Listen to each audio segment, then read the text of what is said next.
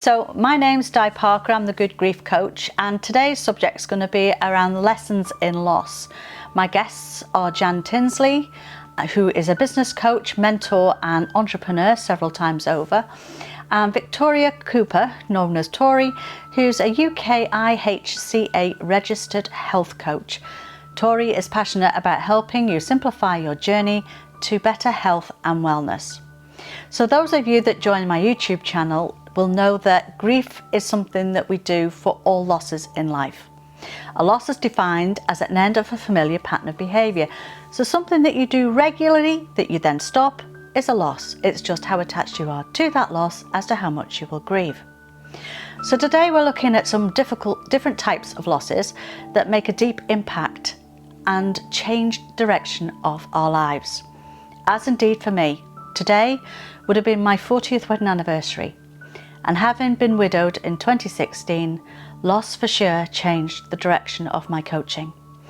I'm on a mission to help people understand grief in respect of losses, the deep impact that this can have on us and our decisions, particularly if you are trying to push it down inside, pretending that everything is okay. Therefore, I'm delighted that Tori is with us today to go into that in more detail and share her story with us, as does Jan shares her story around business and the challenges around your businesses. There's going to be an opportunity for questions and answers at the end. So thank you so much for being with me today. So it's grief itself and other losses that we can experience is such a vast subject. But I'm really interested in your stories. What got you started and led you into coaching? Do you want to go first, Tori? Yeah, of course. Yeah. So my story with grief and loss started a long time ago. So in my 20s, my mum was diagnosed with vascular dementia. And so obviously I lost her over a long period of time. That was a kind of a loss over while she was still with us. And then sort of as I entered my 30s, I was getting married and was pregnant with my first child, and my mum was admitted to hospital, and so it turned out that like the last words to my mum were actually telling her that I was pregnant, and she was barely conscious, but she gave my hand a huge squeeze. And I just knew, and I was actually really thankful in that moment that I got to tell her, because I thought she knew. I knew she couldn't be there for the rest of it, but that she knew. So that kind of was my first experience with grief. And during that time as well, I mean, I'd sort of studied science at university, and it did make me think about ways that we could support my mum or what was happening at that time. But then I was launched into sort of pregnancy and becoming a mum for the first time, and everything that happens with that. So I didn't really, I think I just didn't really grieve properly throughout all of that. I did a little in a little way, but not completely. So I think to say, as you said, you sort of pushed it down. Yeah, I definitely think you put it to the side, don't you? I can relate to that with my little sister dying not long after. Yeah. No, I understand, because you just think not now. I've just got to deal with this now. Absolutely. So it's just, I think that was, and now reflecting back, I can understand that was the start of the kind of just push that feeling down and just pretend everything's fine and I'll just keep on going. So ultimately, the next couple of years, as we hit into COVID, unfortunately my dad had some bad health diagnoses as well, and that's when we actually decided to move back here to the Isle of Man to be with him. So yes, my little boy was 3 then, and I don't think I'd still fully processed everything with my mum. And then we moved with my dad, and then unfortunately he then suffered a TIA sort of February after we moved, and was later diagnosed with psychosis. So that was another process of my dad not being my dad. It was it's hard to describe. The pre-grieving, We refer to it, like sometimes in the programs that I do, we work with Alzheimer's and dementia as an indicator that you've got this relationship with the person up to that point of diagnosis, and when you see it actually taking effect, to grieve that part in this program that I do is then gives you space to be more present in dealing with what you have to deal with later on. So so that was, I mean, it is, it's tricky, isn't it? It's kind of like, it's but good to know there's ways to support yourself through that. So during that time, that was, so while Dad does unwell, that's, I think, when the kind of pushing it down kind of became too much. And my own health really started to suffer. Like I couldn't just keep going anymore. And I think, again, it was my body was saying enough. Enough is enough. And so, yes, in sort of early 2022, I started to experience a lot of kind of pelvic pain that I'd never had before. I mean, I'd had reasonably sort of painful periods as a child, but not throughout my adult life. And I actually ended up at A&E because I was doubled over. I couldn't move, and the pain was just unbearable. And I actually thought I must have appendicitis, because I just thought it's got to be something serious. Like it's got to be something. I don't know what it was, but when I think about that now as well, like I'd kind of, I'd put myself last for so long. Like I hadn't really been, I'd always been, I'd loved exercising sort of before, before I got ill. Like I was quite active. I'd probably, I mean, my diet was pretty good, but a lot of those things started to take a backseat, and I was just kind of surviving. I was probably just, not eating regularly, having too much caffeine. I think at the time as well, through COVID, I definitely was drinking a little bit more than I ever did before. I mean, not more than... We call that disturbing. Short-term energy and relieving behaviours, things that we do to comfort ourselves. Yeah, do you know, because mine was wine as well. It was nice switch off. No, I just thought it's okay. This is my moment. I can just relax now. And this used to make me feel better, and it used to taste good, and I was like, I was really trying to make it taste good. Oh wow, I didn't even know that was a thing. And then all of a sudden you realise, hang on a minute. In fact, I had this sort of experience whereby I was reclining and starting to relax into life, and it's almost like I heard a voice from the other side that kind of said, what the F are you doing? And of course I was like, did I just hear that? And it was kind of like brought into my awareness. I had actually gone and got a second bottle out, and I hadn't even consciously realised I'd done it. So I put the cap back on, put it in, still a bit shaken up about what I might potentially, and put it back in the cupboard. And I thought, not again without my girlfriends, and that's how I stopped it. But we all do it when we want to comfort ourselves. There's retail therapy, and all of these things that we're taught to comfort ourselves instead of actually dealing with the pain of loss. Indeed, you're just kind of putting it off, aren't you? I think so. No, it's fascinating that that's actually I think it just creeps up as well. I think. I didn't really, it's like one glass and now it's now it's every What's night. one glass? Yeah, exactly. Doctors sometimes say red wine's fine every night, and what? No, exactly. Two? No. Not really every night. No, I know. So that was like definitely, you think like I really had to put my health like last, and I think my body was screaming that it needed attention and that I needed to pay attention to that. So, I went to the doctors and I was given a CA125 blood test, and it showed that was high. I started completely freaking out because my grandmother had died of ovarian cancer. Oh. So I was like incredibly anxious about that. But on the plus side, because so many women in that situation don't get to see a doctor and don't get seen with pelvic pain, and what I was later diagnosed with is endometriosis. But actually it got me to the doctors. So actually it was a positive thing, even though it induced like a lot of anxiety in me. I was seen, and I did get a scan, and then they eventually I was told by the consultant I had bilateral endometriomal cysts, I had adenomyosis, and I had endometriosis. And I saw the consultant, and he said, well, we can just take your ovaries out and give you a hysterectomy. And I thought, whoa. And I said, hang on a minute. Like I don't know a lot, but I know that our ovaries are important for estrogen, and that's really important for our brain. And my mum had dementia, and again I was spiraling. I was thinking, I don't want this. Like that's not the solution that I went to. So essentially at that point I decided that, you know, I needed to focus on my own health and find a way to kind of deal with that. And then my body was giving me a message. And that essentially did start my journey sort of into health. And subsequently my father also died. So that was 12 months later. My dad passed away. And at what point, Tori, do you think you made that connection with the health and the grief? Where was because you obviously felt you had to take control of your health. Because I know sometimes it's always in retrospect, isn't it? We look back and then we can add the two and two together. I think because it had become so much, so obviously like this was before my dad passed away, that I started looking at it. And I think maybe it was a combination of, you know, I was surrounded by the right people who'd suggested, oh, maybe look at this or look at that.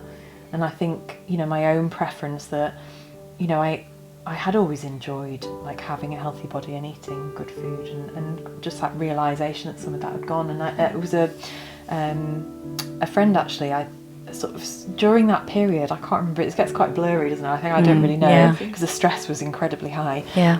She actually passed me, and that's why I asked the question at the doctor's, she passed me a book by Dr. Lisa Mosconi, who talks about she's a neuroscientist, and she's written a book called The XX Gene, which is about why more women get Alzheimer's and dementia than men. And she just picked this up out of the blue and said, oh, I think you might enjoy reading this, because she knows what happened to my mum.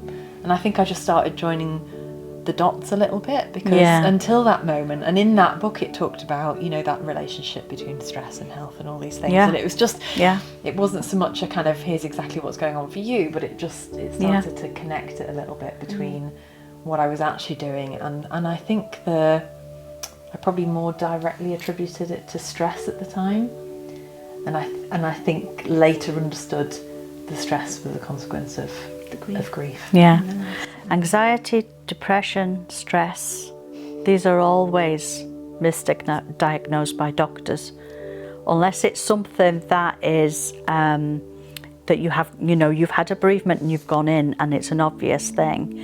It could be, I've had clients that have had it 20 odd years and they've gone in with an issue that presents today, and it's been connected to the grief that's been buried inside. So it does affect our health and our well-being. It's very important that we think about all of that when we are trying to find answers for helping ourselves in. And I think so as part of that whole body healing, because I think obviously, you know, the kind of the loss and the sort of coping initially, and you know, there's all these different stages, and you know, and it's not linear either. It's not one journey and you're swinging and out, and there's the kind of the mental health side and the emotional side and the everything. And I think it's just remembering that, you know, our body is absorbing it as well, and to kind of, we need to find ways at the right moment for us to deal with and to understand that grief isn't a process that you go through that's a start, middle and end. It's an emotion. So if you get triggered by something a few years down the line, and what's the common thing that people say to themselves? What's wrong with me? I should be over this by now. No, you shouldn't. A memory's popped up. You've been triggered. What do you need to do? Do you need to cry? Do you need to do this in the garden? Or was that just me? Do you need a hug? To just to talk to allow it to be, and you know, and if you need a damn good cry, have one. You know, instead of like trying to keep that lid on the old box down inside. So I think and wear it. Or even exercise. You know, I mean, that we were talking about that, weren't we? The sort of my story as well. Like quite a period later. I mean, this was after my dad had then passed away. You know, and I'd started to address some of these things. You know, and I think just sort of life sometimes rarely gives you that time and release, does it? So I think that's also a challenge for a lot of people. Certainly was for me. But you know, I thought, right, I do need to be exercising again. I used to, and I was building it up. I'd started walking a lot, and then I was sort of, right, I'm going to get back into my running again. And I was on the treadmill, and I started running, and I just thought, this feels great. I'm going to go, and I'm going to go. And completely, it felt like out of the blue, this pit of emotion came from my feet all the way up, and just almost kind of overwhelmed me. And it was such like a huge emotion, and there was just tears streaming down my face as I was running on this treadmill. And I think at that moment as well, I just so clearly connected what that sort of body experience. Another stirb, you see, is overeating or over-exercising. So if you throw yourself into something like that, it's still going to come up, because you're still shaking up everything that's inside. It's got to come out some way. So I'm really pleased that it did do that for you. And then that's what made you decide to be a health coach. Yes, it was, because I mean, eventually I decided to, take the leap, because I knew I needed to look after myself, and took a break from work, which I'd never done. And just started to pursue things that I really loved and that I was really interested in. And I think that all these experiences have just made me feel like just so passionate about helping other people to make those changes. Because all those things that happen to us on our journey that direct us in a different way, like as I said, grief did for me when I lost Andrew. So Jan, do you want to share your story of loss? Because there'll be a lot of people listening in that are in business and are struggling with finances, and I think you're an embodiment of how you can take that and change it. And my God, what you've managed to achieve in life, it's just like about Oh my goodness, thanks Di. I hope everyone's sort of hearing this okay on the I'm sure Tony would be able to let us know if this wasn't coming across okay. And hello and good morning to everyone. I'm Jan Tinsley, and as Di said, I'm an entrepreneur and a businesswoman, and one of my absolute favourite roles is that I'm a grandma. I'm a granny. I have 7 grandchildren. I absolutely love business, and I love family life, and I love the way that they sort of connect. So I feel like I'm a better granny because I'm still interested in business and coaching and mentoring, helping other people. And also I'm a better business person because I'm really grounded in family life and grandchildren, children and stuff that goes on, like we all have to be. My story, my sort of share with you really is from the point of view of being in business. And it sounds perhaps a little bit material to think that loss could be attached to business in the same way, but just telling you my story, I'm sure you'll realise that all those emotions are the same. And what happens with things in business, I think, is they go completely unrecognised. Like Tori was saying, everything that she was experiencing and didn't necessarily at that time associate it with grief, because nobody's there to tell you this. And it's great us being able to have these conversations with you, because we can look back at it and think, that's when that happened, that's when that happened. But when you're in it, you don't know. You're often told that business isn't personal, it's not personal, and it's BS to me. It's totally personal, especially when you've brought something about into being, and it's your next baby, isn't it? Yes, quite often it definitely feels like that. So from my point of view, we started, I've been in business over 40 years. I am very old, and most of the time it's been our own businesses. I've been in business with my husband, and we've been at the coalface running our own businesses in various sectors: hospitality, water bottling plant, financial services, dental payment scheme, property development, all kinds of things. And as you'd expect in business, it's a roller coaster. It's one of these. And it started off for us because right back in the late 70s, anyone that's old enough to remember this, there was a big financial crash, and interest rates here in the UK were 17%, and we were only just married. We got our first house, we got our first baby. Interest rates were 17%. We literally could not make ends meet. I'd given up work thinking that we could raise a family like this, and we couldn't. So that was the first point where we went and bought our first business. Now you would think that's completely counterintuitive when the world's going upside down, so you decide go and start a new business. But what that did for us was within about 4 years, we'd gone from hardly being able to pay our mortgage to be able to buy this absolutely gorgeous country house hotel. And it had 2 championship glassback squash courts, it had outdoor tennis courts, it had a little tiny swimming pool in the garden, which was only used in the summer. It is England after all. And beautiful grounds, 4 acres of grounds, and it was set right on the Offers Dyke Path, which is the border between England and Wales. It's really popular with walkers, beautiful area, and we were overlooking Chirk Castle. And what happened to us in the end, we wanted to develop, there's a beautiful walled garden in this hotel. We had this idea to put log cabins in it so that we could extend the room capacity that we'd got, and it just fit perfect that we could do this. After a lot of work, we managed to get planning permission, but we didn't have the money.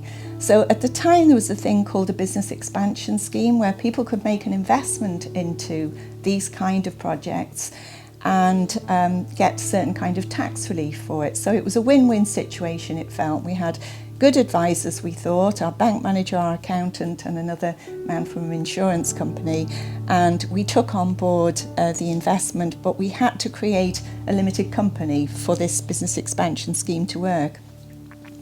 Just to give you the very, very short version of this, what happened was that we then found, after a while, after quite a few months, where the money was sitting somewhere, we didn't seem to be able to spend it or access it to carry on with the project. And then we found out that the new limited company that was set up, we weren't actually shareholders in it. And this really gave us such a shock. And I look back at that and thinking how they got away with that. How naive we were, how trusting we were, all these things. You know, remember, we're still very young. And in the end, what happened is that we sort of gave notice.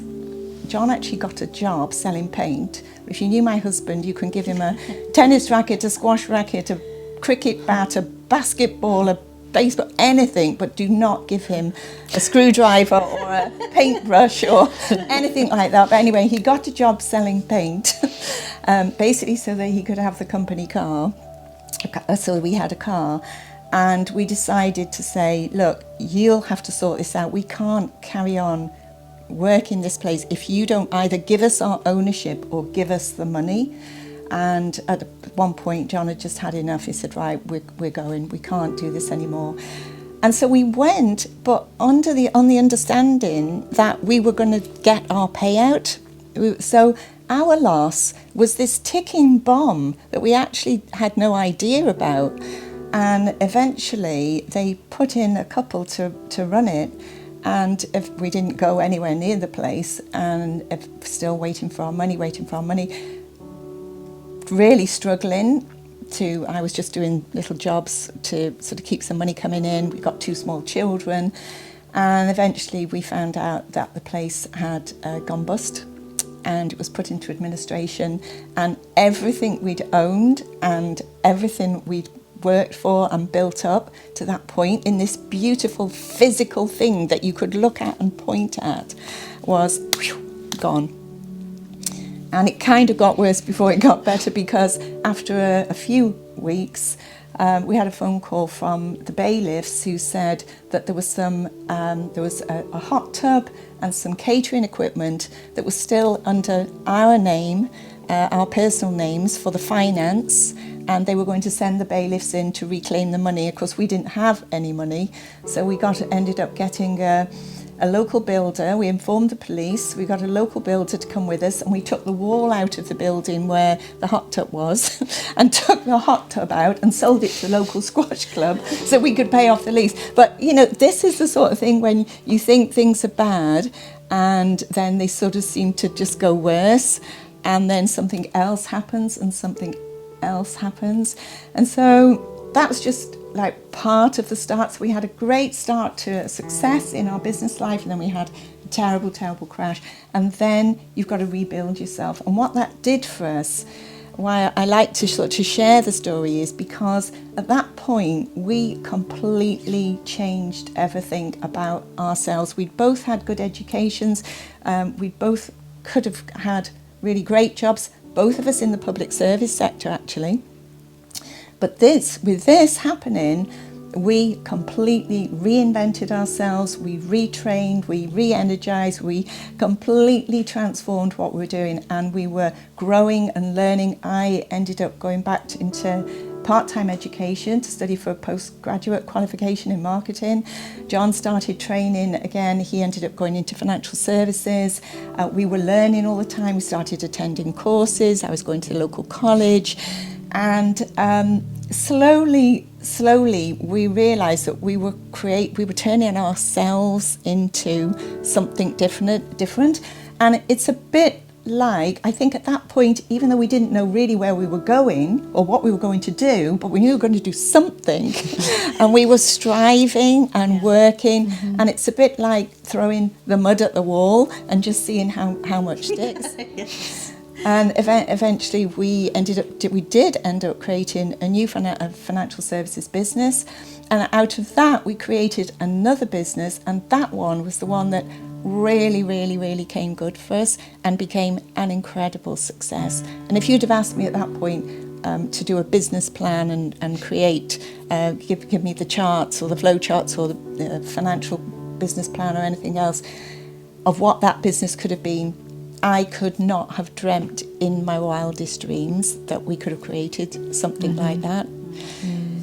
And so having that success, and then we ended up potentially going into, we decided we'd do a property development, and then that was just before 2008. And then what happened in 2008, you may remember, it affected America big time, huge property crash, huge financial success. Everything that we brought from that business was in this great big next property development, and oh my goodness, we were at risk again.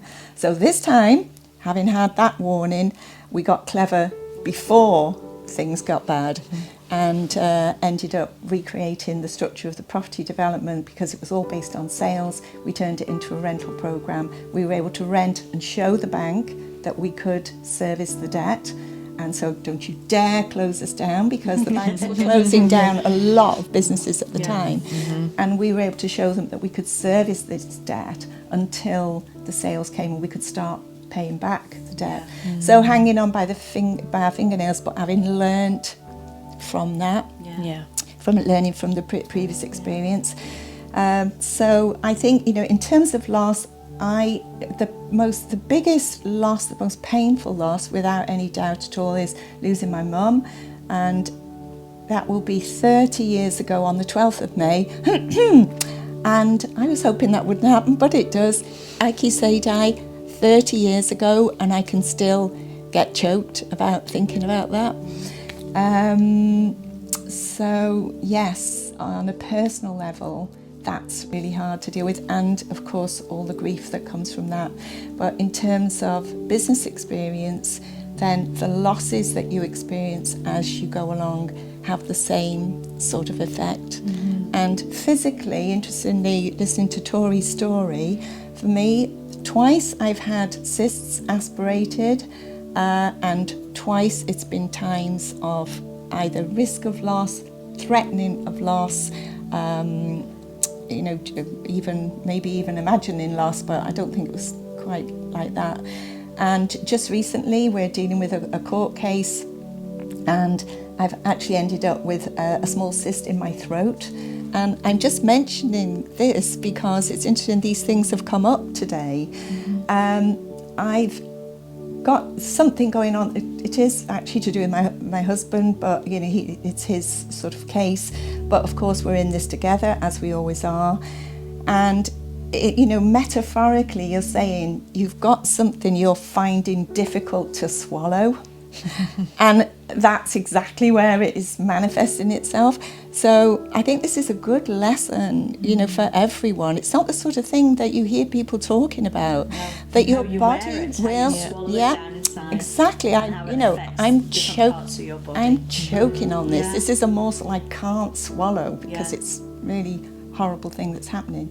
But I think it's great to sort of share these kind of things, because when you're not recognising loss or grief, and you're not recognising physical ailments, and just being able to join those dots is so important. So yes, that's my kind of story from a I can relate to lots of that, because back in the 90s I'd turned 30 and I was stood looking out the back window, and I thought to myself, oh, this is it, I've made it. I had a good job at the time, 2 lovely boys running around me. Out the back we used to show Japanese Akitas, now just known as Akitas because they were American breed. So we were having trips to Crufts, and we were enjoying that aspect of life. His business was successful, the Port Granite Kennels, still going today. And I had that feeling of like, wow, I've made it. This is great, you know, we've got to this point in life, can just get better. No. 4 months later, we get a diagnosis about my husband. We decide we're going to work together. So we created our own pet shop business, and then I found out I was pregnant again and had miscarriages, and you know, I've had 3 of those at different points. My late husband was a haemophiliac, so he had contracted hepatitis C through some of the products that he'd been given. And then that dawned on me that, you know, I had to then be tested. And if I'd have had it, it would have meant I'd have passed it on to my boys.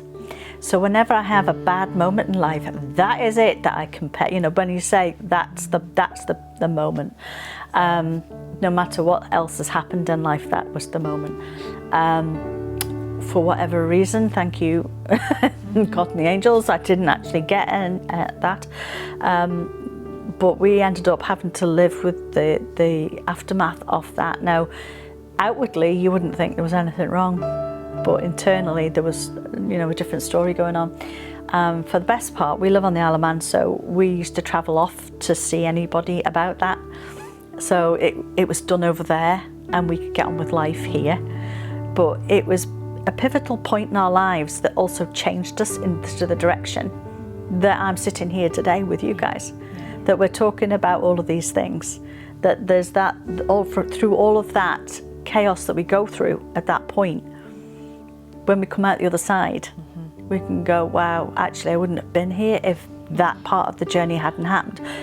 As much as, you know, we all have the fairy tale, don't we? You know, we're told it as kids, you know, we have it in Disney, you know, you grow up, you get your prince and off you go with the rest of your life.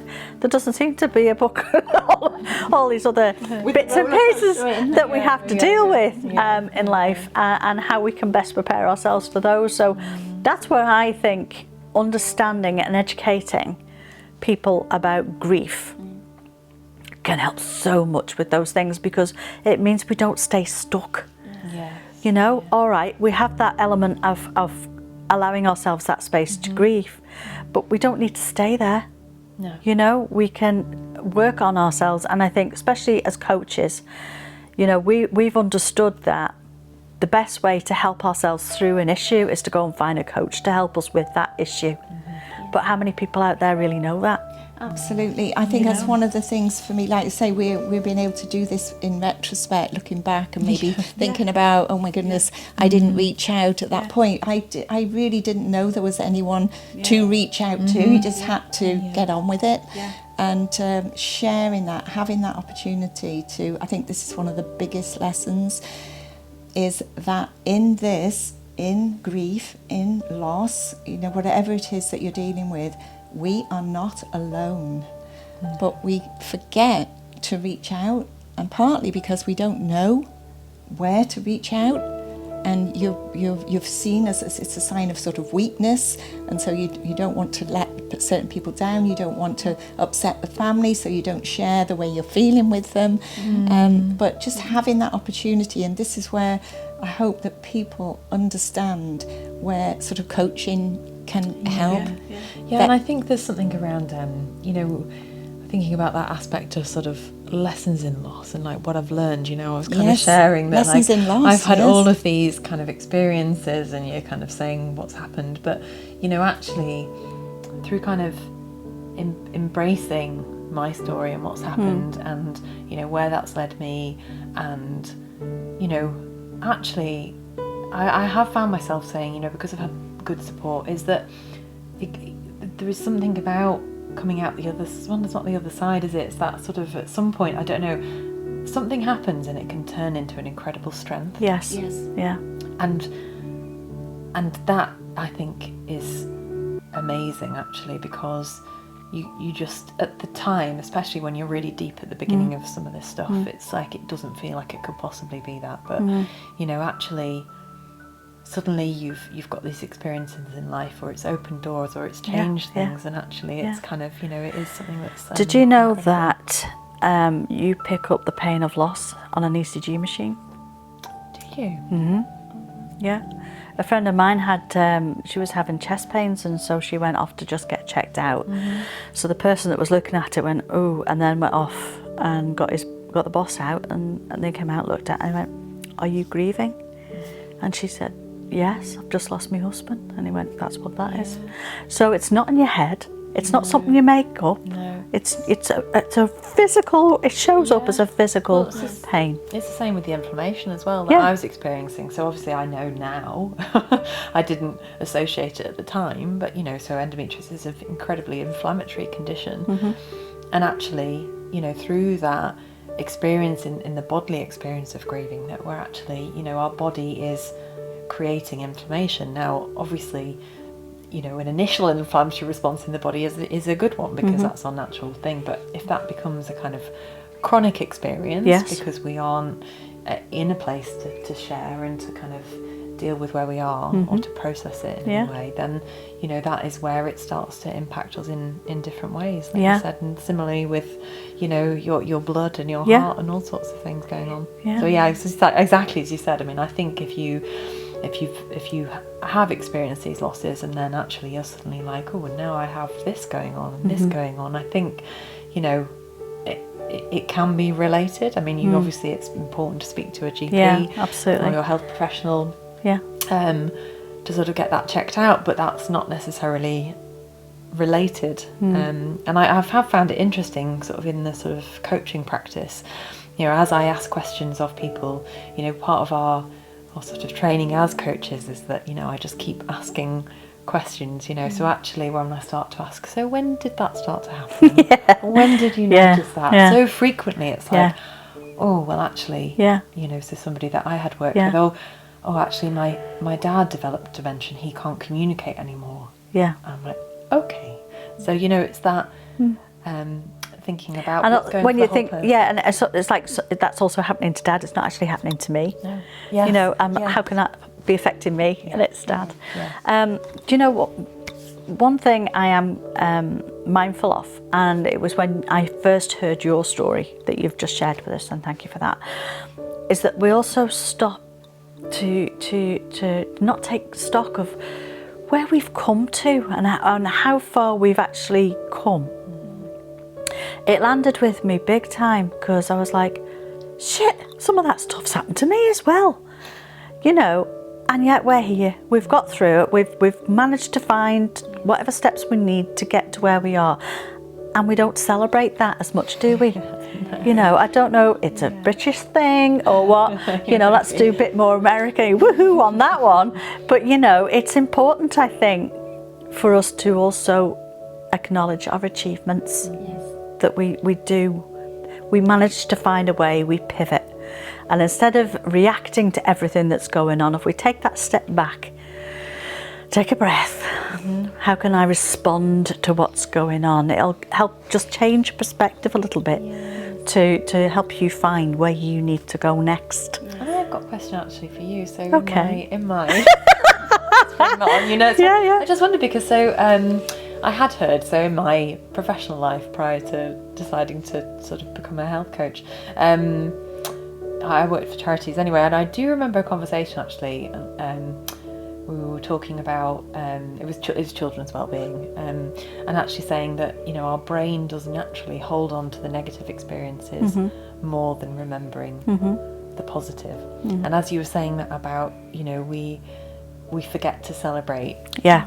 I think I remember that sticking a little bit in my head, of that, you know, we're so quick to move on and like, okay, that's done, next thing. Yeah. You know, actually we don't think, oh, actually, Yeah. that was really positive experience. Yeah. I'll remember Yeah. that as well. Yeah. Or keep them busy so we don't allow that's these a things classic, to yes, come up to yes. the surface. That's me all over. Yeah, that's my mother. Absolutely. She'll clean your house top to bottom, but don't ask her to talk about, you know, what's happened. Well, it's when Mum died, me and my sister worked together.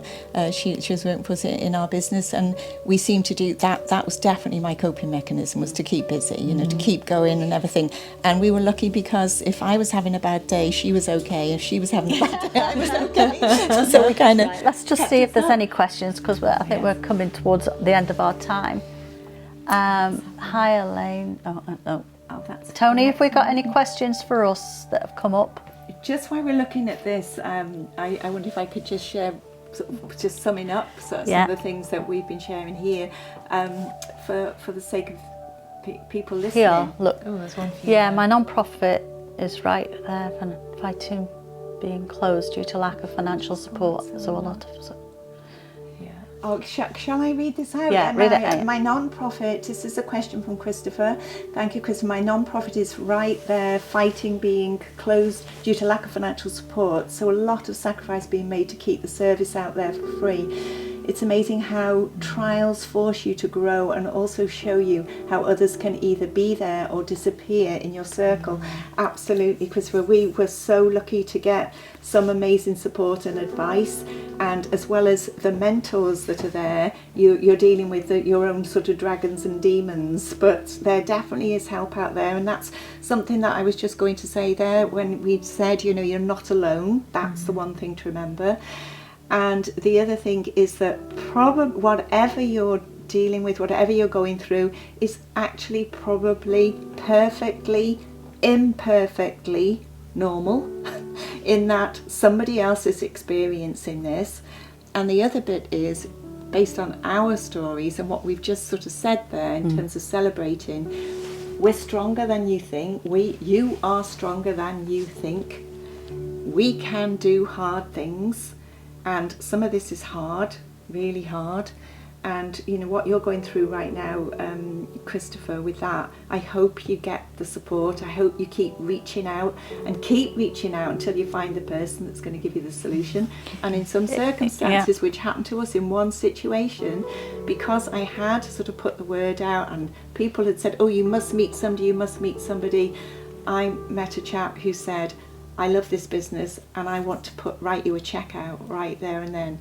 And that completely saved that business, and we did make sure that he knew that when we were able to send him a very, very nice big fat check in return for what he'd. I think it's a great opportunity to say at this point too, that if anybody is listening to any of this recordings, whether they're, you know, live now or going back, if you want to reach out to either any of us here, you can find us at www.justaskacoach.com, and you can reach any of these ladies and myself to have further conversations if you need to. So I hope that you might think about that, Christopher, as a guide, you know, to perhaps have a chat with Jan.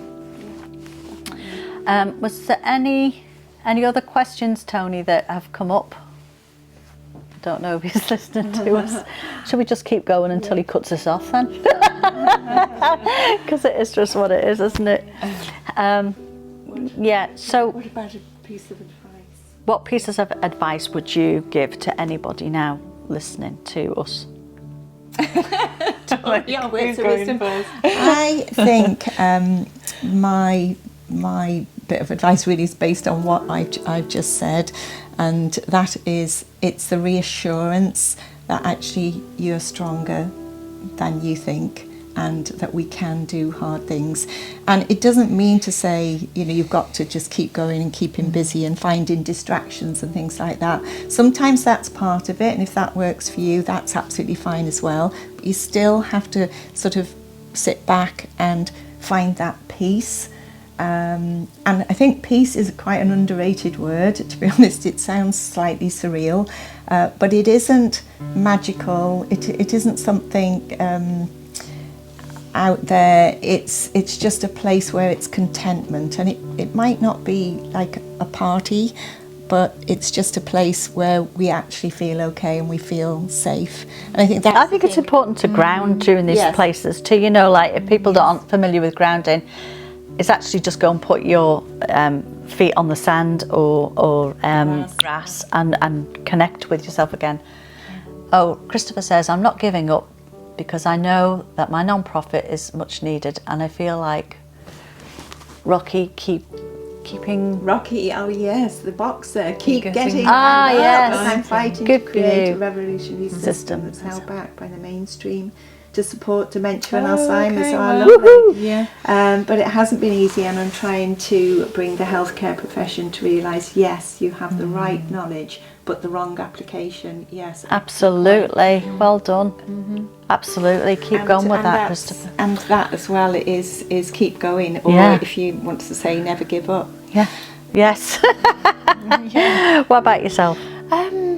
So I think so for me, like as a health coach, I'm going to focus on a little bit on the health side of things, and that actually, if you do start to feel like there's stuff going on for you, it's like finding somebody to talk to and not thinking that you're imagining it or that you're going crazy or something's happening and you think, well, this can't be related, or I don't normally get ill like this, or what's going on. I think, obviously, so in the UK, we've got the UK International Health Coach Association. I'm on the register there, Tori Cooper, also with Just As a Coach, but also, for the UK and internationally, there's some amazing health coaches out there. So, there's lots of people there to speak to. But I think certainly for me, because I had that kind of naturopathic training on it, it's actually, just find somebody that you can talk to about everything that's going on. And actually, you might have your physician or GP that you can speak to as well, and that's fantastic. But I think, trust your own body and trust what's going on, because you're not imagining it. And for me, it would be to face your grief. Stop bottling it up inside. Know that your children are watching you, and there's misunderstanding that children are resilient. They're not. They're sponges from 0 to 7. They are absorbing the atmosphere that they live in. So if you've had bereavements, how have you been managing yourself in those bereavements? They just absorb it. And then when you get to teenage stage, they've got the hormones kicking in and everything gets heightened, and they also start bringing up some of the stuff that they might have not dealt with because, say, granny died and they weren't allowed to go to the funeral or something like that in their earlier years, and that can start being part of their story going forward as well, behavioural issues, etc. So it's a big thing. Look at your own self. How are you with grief? How do you feel with grief? Are you open to dealing with grief, or are you one of these ones that tries to just keep pushing everything down and it'll never happen to me and I'll be stiff upper lip and fine? Because the lid will come off one day. And potentially with your health as well. Absolutely, the whole thing, because it's affecting everything. And how can you have clear decisions in your business if you are dragging all of this sort of stuff around with you as well? Do you know one of the profound things, going back to the exercise thing, when I was doing the Ironman training, that was taking some time out for me, because, obviously you have to build up the distances, so you're on your own a lot. And actually that part of it was great. The race was scary as heck, but that part was great because but what I learnt in that was mental strength as well. You can keep going, you can put one foot in front of the other. No matter what comes up, there is a way forward for that. And I really don't know how I would have coped the following 2 years through the illness. You got cancer after everything else. How I would have been at that time, but the mental strength of knowing that I had pushed and got through that and actually I was the last one crossing the line, mind you. Yes. But I crossed the line. You did. I still did it. We can do hard things. Yeah. And you did. Yeah. Iron Man. Yeah. Amazing, Di. But it's, you know, I'm so grateful because obviously he died 2 years later. And if I hadn't have made the cut off and done it, you know, it was like, oh, I don't want to do this again. But so I think we've probably got just about 3 minutes looking at that to just round up what we're sharing today. And any questions that might be there, Tony, if you want to pop them through for us, we would love to know what's going on in the background. Oh, Christopher will definitely reach out. Well done, Christopher. You'll be in great hands when you talk to Jan, believe you me.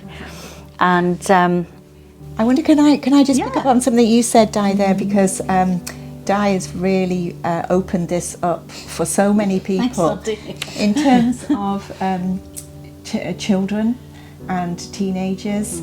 And helping them understand that grief isn't just about bereavement. Yes, they're upset. Granny dies, the cat, the dog, you know, the gerbil, whatever it is. They understand that as bereavement, but they don't see things like moving school, moving house, moving country. it's like you've been listening to somebody. Yeah, exactly. This is exactly how you have opened this up and made me understand that it's grief. But it's loss of any kind. And even things like menopause, even things like stopping breastfeeding, even things like kids going off to college or university, they're all a loss. They're all a loss. And we deal with 42 losses in our lifetime as an average. 42 losses. So, you know, it's about time we started understanding and talking more about grief. And that's why I'm really honoured to be a part of the Global Grief Conference to share this journey. Yes. Absolutely. So I don't know I don't know how long we are. So I don't know if there's any other questions. Does anyone? It's about 50 minutes now.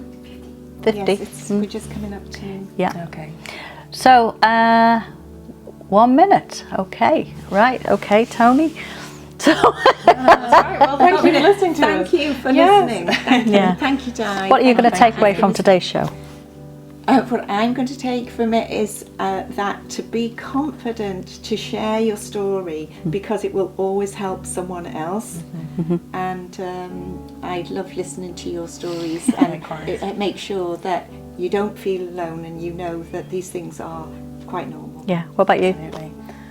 I think I would say the same actually, to share and to talk about it and not just say, yeah, I'm okay, stuff it down, move on. Yeah. Let's not do that. Yeah. It doesn't help. Yeah. So again, if anybody would like to talk to any of us about any of this, you can either go onto my channel, which is the Good Grief Coach, and or join us on www.justaskacoach.com. And we're all here just waiting to help support you in your journeys. You're very welcome, Ada. Thank you. But it's an absolute delight to be part of something like this that is getting the message out there around the world. Yes, definitely. Yeah. And I hope you all really enjoy the rest of your day, because your day is just starting. But we're 3 o'clock in the afternoon here in the UK, so we can. Well, I'm doing a little sort of acknowledgement and celebration with my family and my partner with the fact it would have been 40 years today. Yeah, and of course it's your Ruby, isn't it? 40 is Ruby. Yeah. Yes. And what's the name of my dog I lost? Oh, Ruby. Yeah, that's my Ruby. Yeah, those ashes. Get jewellery made. Okay, that's time. Thanks very much, everybody. It's been a pleasure and an honour. Lots of love. Take care now. Bye. Bye.